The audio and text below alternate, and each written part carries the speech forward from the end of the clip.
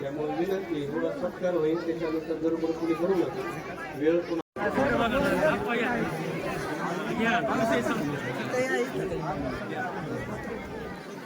इकडे बघा सारे सर होतोय कृपया सरपंच विनंती आपण सत्कार स्वीकारावा सर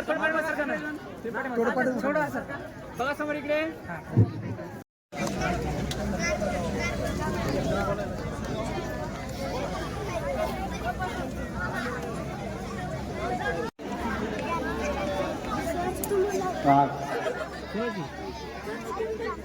गोरक्षनाथ विद्यालय ढेकलना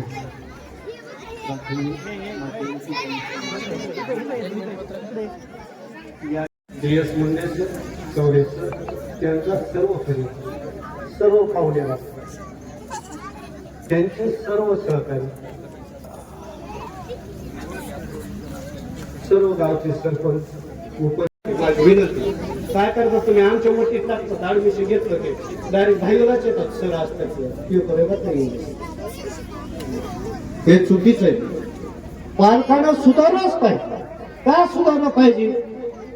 जे सर शिकवतात आम्ही तर शिकवू जे शब्द माझे कर्मचारी तूच बर मी मागे सरणार नाही मी शब्द आहे त्या ह्याच्यापुढचं आम्ही पाहून चांगल्या प्रकारे तुम्हाला एकच विनंती महिन्यातून एकदा शाळेला भेट द्या महिन्यातून एकदा क्लास टीचरची भेट घ्या संबंधित मुख्याध्यापक माझी भेट घ्या उपमुख्याध्यापकाची भेट घ्या कॉलेज असतं तर कॉलेजच्या कर्मचाऱ्याची भेट घ्या आपला विद्यार्थी कशा प्रकारे शाळेत वर्गात वावरतो कशा प्रकारे असतो ह्याची तुम्हाला माहिती थोडीच माहिती तुम्हाला विनंती बाकी DS मुंडे सर आणि चौरे तुमचं भावी आयुष्य सुख समृद्धीचं आयुष्य माझ्या सर्व कर्मचाऱ्याच्या वतीनं संस्थेच्या वतीनं गोरक्षनाथाच्या चरणी प्रार्थना करून पांडुरंग परमात्म्याच्या वतीनं तुमचं भावी आयुष्य सुख समृद्धीचं ऐश्वर्य संपन्न जावं हेच नाथाच्या चरणी प्रार्थना करतो माझं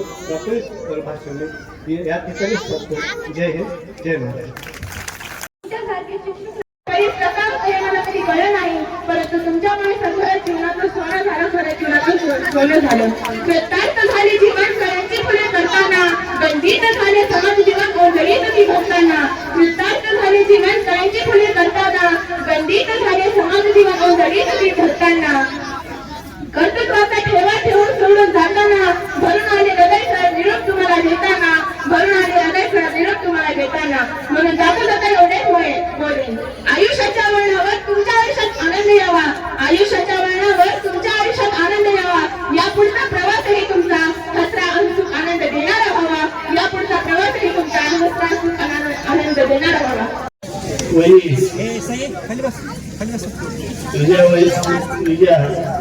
माझी पत्नी तो या ठिकाणी हजर आहे सर्व परिसर या ठिकाणी आलेला आहे परंतु मी जो उभा आहे तो उत्तरावर उभा आहे.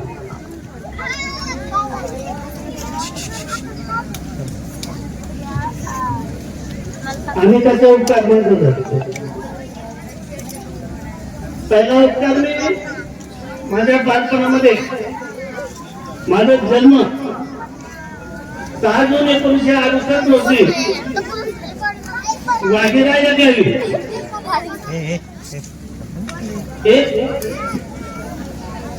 प्रगतशील घराण्यामध्ये निर्धन परिवारामध्ये नाही प्रगतशील घराण्यामध्ये माझा जन्म पुढे दयापुरी झालेला होता. त्यामुळं माझं नाव माझ्या आईनं नारायण असं ठेवलं. त्याच दिवशी बारस नाही काही नाही पत्रिका नाही माझं नाव त्याच दिवशी नारायण म्हणून जाहीर केलं आणि आज पर्यंत टिकून. त्यानंतरचा उत्तर माझी एक मी चौथीला असेल 5वीला असेल तेव्हा 40 परंतु मी विहिरीत पडलो होतो आणि त्या विहिरीत पडल्यानंतर माझी बालमैत्रीण जी होती विजया म्हणून तिनं टाहो फोडला आणि चढ्याचा नारायण विहिरीत पडला, चढ्याचा नारायण विहिरीत पडला आणि जवळच 10वीचा विद्यार्थी अर्जुन बावले म्हणून होता. त्या बावलीनं कसलाही 10वीचा मुलगा होता, अभ्यास करत होता. अर्धा किलोमीटर तो पळत आला आणि 4 उड्या घेतल्यानंतर 4थ्या उडीला मी हातात आलो. त्याने मला वरती काढलं, परंतु निश्चित पडलो नव्हतो, खालच्या नव्हती पडलो, परंतु विज्ञानामध्ये काही नव्हतं. की जर बुडालेला माणूस असेल, बुडालेला माणूस असेल तर त्याला काय करायला पाहिजे? पाय धरायचे आणि घर घर घर घर घर घर घर घर फिरवायचं आणि त्या घर घर फिरल्यानं माझ्या पोटातलं संपूर्ण पाणी निघून गेलं आणि त्या ठिकाणी त्या अर्जुन पावणे त्या युवकानं मला जीवदान दिलं. त्याचे पहिले माझे उपकार दोन कुणीतरी साक्षीदार घेऊन ये तर तुला ऍडमिशन देतो. आता विचार करा, पैसे तर लोक यायचे, दुसऱ्या गावचे यायचे, पैसे द्यायचे, ऍडमिशन घेतलं, परंतु मला ऍडमिशन भेटलं नाही. मी कसा विचार करत करत 1 वाजता माझं सुभाष स्टँडवर बसलेलो केविनमध्ये चेहरा होता. कारण का आज माझं ऍडमिशन झालं नाही म्हणून कोपऱ्यामध्ये हॉटेलमध्ये राहिला पाहिजे, हॉटेलमध्येच बसलो आणि बसल्यानंतर त्या ठिकाणी लाला पाटील पिवळी काळी पिवळी जीप धरत होते. ते लाईटला लावली त्यांनी आणि माझ्या जवळ आले आणि माझ्या जवळ आल्यानंतर त्यांनी काय राहणार आहे, काय झालं म्हणून त्यांनी सांगितलं. मी कसलाही विचारलं त्यांना, त्यांना मी सांगितलं की मला ऍडमिशन घ्यायचं मी कडला, ऍडमिशन घेतलं नाही. त्यांनी लगेच त्यांची काळी गाडी त्यांच्या दिशेने काढली. रवी शेठला विनंती केली. किमतीमध्ये सांगितलं गरीब आहे बघा, पैसे भरू शकत नाही आणि 3,000 त्यांनी माझं ऍडमिशन लाला पाटील डोळ्यांनी पिंपळला करून दिलं. त्यांनी माझ्यावर उपकार केला, त्यांच्यावर मी परत फेड केली. त्यांची जी मुलं होती बाळू आणि ज्योतिराम घुगे यांचे उपकार, त्यांचे उपकार, आमचे बादशे विश्वनाथ बडे ते आमचे बडे सर माझे जावई, बडे सर आमचे जावई भाषे जावई, त्यामुळे त्यांचेही माझे मी त्यांचे उपकार मानतो. उपकाराचे 3 प्रकार आहेत, उपकारावर उपकार, उपकारावर अपकार आणि अपकारावर उपकार. असे उपकार माझ्यावर केले. दाजीने तर माझ्यावर असे उपकार केलेले की सर्व आयुष्य मी त्यांच्या चरणावर ठेवलं तरी कमी पडणार आहे. त्यासाठी दाजीसाठी मी आता थोडी वेळ आता बघतो, थोडं बोलू द्या. बऱ्याच सुद्धा दुसऱ्या वर्षी परवानगी झाले नसतील, परंतु या संस्थेमध्ये हा नशीबवान सौर्य असा असेल की तो दुसऱ्याच वर्षी तेल बदलून शिक्षण झाला असेल. उपकार माझ्या वरती केलेला आहे. दाजीचा उपकार एका आपण लावतो वारीमधून मोजता एक नाही मापान, मोजता एक नाही मापान, एवढा वैभव दिलंय माझ्या, एवढा वैभव दिलंय माझ्या, तेवढं वैभव माझ्या काळजीमुळं. पंचायत सेवा या संस्थेमध्ये केली. संस्थेमध्ये सेवा केल्यानंतर मी या ठिकाणी आतापर्यंत शिक्षक असेल की एकही पैसा मला प्रवास करण्यासाठी लागलेला नाही. आजही पायपाई आलेलो आहे आणि पायपाई जाणार आहे. आयुष्यभर या मातीमध्ये मी खेळलो, वागडलो आणि घराच्या माध्यमातून या संस्थेची सेवा केली. सेवा करत असताना कबड्डी ही माझ्याकडे आली, खो खो आपले सरकार आले, कुस्ती माझ्याकडे आली. गणितचे प्रकार आम्ही दोघे घेत होतो. माझे सहकारी मित्र एवढे चांगले होते. अरे 2 खुणा असतात घरामध्ये, ते थोडी असते मोठी असते परंतु दाखल्या तुम्ही थोरल्या जावबाईचा आदर करायला पाहिजे. तसा आम्ही दोघांनी कसल्याही प्रकारचा वाद या संस्थेमध्ये किंवा आम्ही सुट्टी कधी वाजायची कोणी वाजायची कुणीच स्पर्धेला जायचं हे कधी आम्ही धरून केलं नाही. म्हणाली यांचे डोळ्याच्या खुणावर आम्ही आमचं कार्य आतापर्यंत केलं असे माझे जीवनात मित्र सहकारी भाग्येश्वरी या जीवनामध्ये मला मिळाले. त्यांचे उपकार झाले. त्यानंतर हा जो खेळ होता कबड्डीचा तो खेळ बनवण्यासाठी पहिला मॅच जिंकण्यासाठी मला 10 वर्ष लागले. किती वर्ष? 10 वर्ष लागले.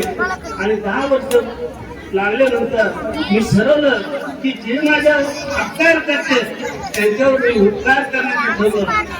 काम करते टीम जिंकली हारली काही झाली तरी जे पंच होते त्या पंचकर्मी तुला माझ्या मनामध्ये घेऊन ठरलं. आणि एक वेळ असताना मोठे सरांनी माझ्या बाजूने कौल दिला. रस्तेसर त्या ठिकाणी साथीदार होते आणि त्या ठिकाणी माझ्या तालुका कोर्स करा. आणि तेव्हापासून आजपर्यंत या गोरखनाथ पिचऱ्याचा झेंडा फडकवण्याचं कबड्डी खेळाचं झेंडा फडकण्याचं काम आतापर्यंत चालले. 5 वेळा राज्यमध्ये शिकल्या, 5 वेळेस मुलं जिंकले आणि 1 वेळेस ग्रामीण कबड्डी स्पर्धा राज्यस्तरीय जिंकल्या. अनेक खेळाडू राष्ट्रीय खेळाडू निर्माण झाले आणि आपापल्या भागाला आपापल्या घराला हातभार लावण्याचं काम या कबड्डी क्षेत्रामधून माझ्यातर्फे करण्यात आलं. एवढा उपकार या ठिकाणी माझ्याकडून मी केलेला आहे. आणि तुम्हाला येतेच नंतर थोडंफार काम बेटे बेटे जाऊ येतेच शिकवीत असताना आता आपण हुशार आहे तर नाही हुशार हे बघायचं नाही. परंतु शिकवीत असताना विद्यार्थ्याचं प्रयत्न सण लक्षात घेऊन शिकवायचं आणि सर्वांनी आपापलं कार्य व्यवस्थित करा. कारण मी 10वीला सुद्धा गेल्या वर्षी 9वी त्या वर्षी 10वीला असतील मुलं मी ते वेळेस भगवान विद्यालयाच्या विद्यार्थ्याला विचारले तू माझ्या तिथं 13 प्रश्न आहेत आणि तुझ्याकडे कसं काय वय भरलेले. तर भगवान विद्यालयाचे विद्यार्थी सांगायचे मला अरे आम्हाला सर सगळं लिहून देते आणि त्यामुळे आमच्या वयाबाबत्या ठीक निर्णय घेऊन मी 9वी विद्यार्थ्याला विद्यार्थ्यांची आणि पालकांची जाहीर माफी याच्यासाठी मागायची आहे. तुम्ही विद्यार्थ्यांना 34 वर्षामध्ये खूप मी अभिमानाने शिक्षकांनी हा अभिमानाचा प्रकार नाही पण अभिमानाने सांगतो की मी सगळ्या शिक्षकांपेक्षा जास्त शिक्षण सर्वांना केलेले आहे. वर्षभर जो विद्यार्थी माझ्या समोर शिकला बसला त्याने माझे शिक्षक घेतलेला असा विद्यार्थी मला वाटतं अपवादाने एखादा सापडेल. सर्व विद्यार्थ्यांना मी शिक्षक केली पण एकही विद्यार्थ्यांनी माझी तक्रार केली नाही. पालक कधी विद्यार्थ्यांची तक्रार घेऊन माझ्याकडे आला नाही. कारण माझ्या विद्यार्थ्यांना आणि माझ्या पालकांनाही माहित होतं की सरांनी जे शिक्षा केलेली आहे ते आपल्या भविष्यासाठी आपल्या लेकरांच्या भविष्यासाठीच केलेले आहे. त्याच्यातूनच आपलं उज्ज्वल भविष्य घडणार आहे. याच्यासाठी मला सर्व आधी माझी विद्यार्थी आणि पालकांची जाहीर माफी मागायची. दुसरी माझी पालकाशी नाळ कायम ठेवली. जो विद्यार्थ्याचा पालक मला भेटेल त्या विद्यार्थ्याच्या पालकाला चलत चलत सांगितलं तुमचा विद्यार्थी 4 दिवस शाळेत आला नाही, तुमचा विद्यार्थी 2 दिवस शाळेत आला नाही, काय काम लागलं होतं का, काय दुर्लक्ष का केलं, हे ऋणानुबंध कायम त्यांच्याशी जोडून ठेवले. त्यासाठी मी तुमचा आदेश न मानता त्यांवर जहाला गेलो सर. त्यानंतर मला माझ्या सर्व सहकार्यांची जाहीर माफी मागायची आहे. त्याचं कारण हेतू उद्देश असा आहे की कधीही शक्य न वाटणार अभूतपूर्व असं जे आपल्याला सुरक्षा कवच संरक्षण भिंत कंपाऊंडचं काम आहे हे A to Z असा एकही कर्मचारी नाही की ज्यांनी या कंपाऊंडच्या उभारणी करता सहाय्य केलं नाही, मदत केली नाही, वर्गणी केली नाही. या सर्व कर्मचाऱ्यांचे त्यामुळे आणि त्यानंतर मी मुख्याध्यापक झाल्यानंतर प्रत्येकाला वेगवेगळ्या पद्धतीचे आदेश दिले, प्रत्येकाला वेगवेगळ्या पद्धतीनं कामाला लावलं. सर तुम्हाला मी अभिमानाने सांगेन, कोणी काम टाळलं नाही, कोणी काम नाकारलं नाही, कोणी कामाचा अवहेल केला नाही. अभिमानाने सांगतो त्याचं फलित आज तुम्हाला विद्यार्थ्यांच्या मनोगतामधून दिसेल. वेगळ्या अभावी तुम्ही आदिवासी विद्यार्थ्यांना संधी आपण देऊ शकत नाही. तुमच्यापर्यंत वेगवेगळ्या माध्यमातून त्या गोष्टी येतील, तुम्हाला पोहोचतील. कारण विद्यार्थ्यांच्या मनामध्ये एक वेगळं आग्रह स्थान निर्माण करण्यासाठी वेगवेगळे उपक्रम मी राबवले. त्यामध्ये एकही उपक्रम विद्यार्थ्यांना तुमचं दुर्दैव आहे असं समजा. कारण तुम्ही तरतुदीची सिस्टम बदलली. सिस्टीम होती पहिला जे शिक्षक याचा 8वीला आला तो 10वी पर्यंत मला पहिला जो आला तो पहिलाच. त्यावेळी विद्यार्थ्यांना मी 8वीला आल्यानंतर वही करायला लावायची. एक 8वीला आल्यानंतर जी वही करायची तीच वही 1981 जूनला 8वीला मी प्रवेश केला. 82ला 8वीची परीक्षा पूर्ण झाली. माझ्या चालू आणि माझी विद्यार्थ्यांनी याची प्रेरणा घेतलेली आहे. चालू विद्यार्थ्यांनाही सल्ला दिलेला आहे. माझी विद्यार्थी मेळाव्याच्या वेळेस सुधीर आमेराव नावाचा एक मुलगा आला होता. त्यानं तुम्हाला सगळ्यांना लक्षात आणून दिलेलं आहे. त्या विद्यार्थ्यांनी 20-20, 30-30 वर्ष ही प्रेरणा जतन केलेली आहे. जी 46 वर्ष मी माझी 81ची वही जपून ठेवू शकतो, तर केल्यानंतर तुम्हीही जपून ठेवू शकता. ही विद्यार्थ्यांनी प्रेरणा घ्यावी म्हणून एक वही उपक्रम राबवला. त्यानंतर मुलांनी व्याकरण पाठ करण्यासाठी, कारण छडीपेक्षा व्याकरण ईर्षेने मी तयार करून घेतलं. एक छडी मारली तरी तेवढ्या विद्यार्थ्यांना राग येत नाही, तेवढे विद्यार्थी तयार करत नाहीत. सर विद्यार्थ्यांच्या मध्ये चेतना जागवली पाहिजे, प्रेरणा जागवली पाहिजे, विरासतांच्या मध्ये निर्माण केली पाहिजे. ते विरास निर्माण करण्याचं काम मी भेंड्याच्या माध्यमातून केलं. एक तुकडी विरुद्ध दुसरी तुकडी असेल, भेंड्या लावल्या तर आपली तुकडी हरली न पाहिजे ही विरास त्या विद्यार्थ्याच्या मनामध्ये मी कायम निर्माण केली. त्याच्या पुढे जाऊन सांगतो, मुलांच्या विरुद्ध मुली हा भेंड्या घेऊन उपक्रम राबवला. त्या उपक्रमाचं फलित आणि परिणाम आजही जर माझा सहकारी कोणी घेऊ इच्छित असेल तर त्यांनी तो अवश्य घ्यावा, तो प्रयत्न करावा. कारण सगळ्यात चांगलं यश शिक्षणापेक्षा जर कशाने मिळत असेल तर ईर्षेने मिळतं, हे माझं प्रांजळ आणि ठाम मत आहे. कारण मुलांना मी सांगितलं की मुलांनो आपण पुरुष आहे, आपली संस्कृती दाखवून नसताच राखवणार. तरी खरं खोटं बोलायचं नाही, खरं बोलायचं. त्यासाठी वाटेल तो प्रसंग आला तरी माघार घ्यायची नाही, हार मारायची नाही.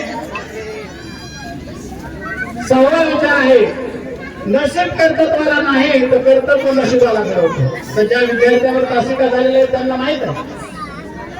दळिंदर चल गए समुंदर, मी काय परमनो ए परमनो तुमच्यासाठी रे. दळिंदर चल गए समुंदर तो कर्म चले शांत, मोती के वास्ते डूबे पाणी में तो शंख लगे हात. कर्माने दरिद्र असणारा माणूस समुद्रामध्ये मोती काढण्यासाठी गेला तर तो शिंपला घेऊन येतो, आणि कर्तृत्वाने श्रेष्ठ असणारा माणूस मोती काढण्यासाठी गेला तर तो मोती घेऊन येऊ शकतो. हे त्याचं सुंदर उदाहरण आहे. नशीब कर्तृत्वाला नीट लक्ष द्या. नशीब म्हणजे डोकं, कर्तृत्व म्हणजे हात. राम गोकुंड नावाचे कवी होते सर, 4 शब्दांची त्यांची कविता होती. मित्रा माता हात मध्ये, हात माथा घडवतो. नीट लक्ष आहे सर्वांचं. माता हात मध्ये, हात माता घडवतो. नशीब माथा म्हणजे नशीब आणि कर्तृत्व म्हणजे हात. नशीब कर्तव्याला घडवत नाही, कर्तव्य नशिबाला घडवतं, हा त्याचा सुंदर अर्थ आहे. म्हणून पाठीमागे गेल्या वर्षी 25 मध्ये भोळे सरांनी हा पायंडा पाडला की